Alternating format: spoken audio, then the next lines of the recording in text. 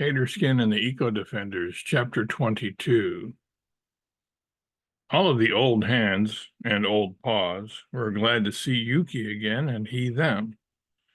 Due to how it turned out, Draco deflected questions about what joke it was that she had pulled on Yuki, and changed the subject by introducing the koala bear to the newcomers, Rinky and Terry.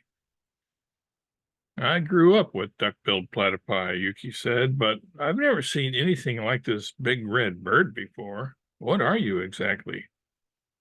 I, sir, am not the simple big red bird you imagine me to be, but instead am a ginormous auburn flying lizard, Terry replied.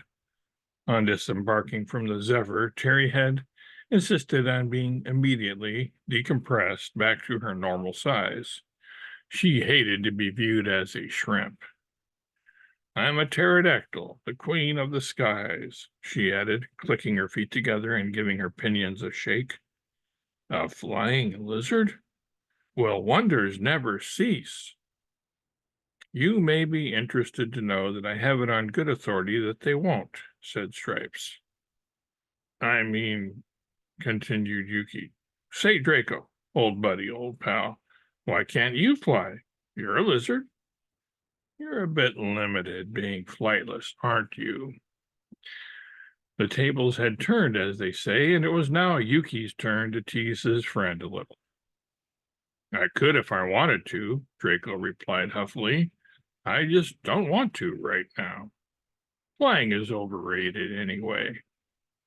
Besides, flying is for the birds. This fib and egotistical opinion of Draco's led to a temporary coolness between Draco and her idol, Cherry, who retorted, flying is also for some fish, squirrels, foxes, and, as you should already know, the better class of lizards. A little dejected and demoralized, Draco saw she was outnumbered and decided to remain silent for a while. I told Yuki about the plans we had set in place to circumvent mayhem from occurring in Germany, but he had never heard of Germany. We had been near it when we were in Switzerland together, but Yuki hadn't paid much attention to the area as it had no gum trees and therefore was not of much interest to him. Albert then told Yuki about what he had done in Australia starting 738 years ago. Yuki said he already knew all about that. In fact, he was part of the group that made sure the loggers didn't chop down all of the trees in the forest. They were allowed to take some from a particular area, but only if they planted at least one tree for each one they felled. If Yuki ever needed help, he would call in a subgroup of his fellow eco-defenders who, rather haughtily, he thought, referred to themselves as charismatic megafauna. These were the kangaroos, dingoes, earthworms. After all, they measure up to 9 feet in length. And last but certainly not least, the amethystine python, which can grow to a length of more than 25 feet. These pythons are not venomous, but they don't need to be.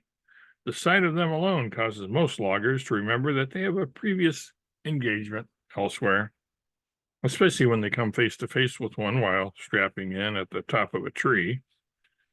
So Yuki was doing good work here, not merely feeding his face and sleeping all day. He was also defending his habitat against intruders who might otherwise despoil it. Still, although Yuki was needed here, Albert felt obliged to tell the koala bear that Australia was not the only place in the world with gum trees. In fact, even in California, where we lived, there were some not far south of us. He invited Yuki to come along with us. We have an empty seat in the Zephyr, and one of them's got your name on it.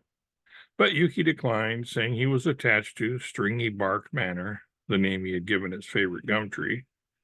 He did add, though, that he might visit us one day if we promised to take him to the gum trees in our area so that he could survive during his stay without having to resort to eucalyptus lozenges as a fallback measure.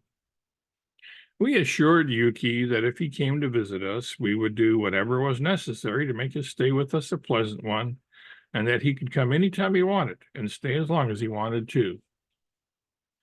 At that, hugs and paw shakes were exchanged, and we lifted off again, now bound for India to visit Mullah Gatani, and the main reason, from my perspective, to see Rovette again. I was hoping that she hadn't taken up with some local dog there. I was anxious to get back to Darjeeling to find out where I stood with her, one way or the other.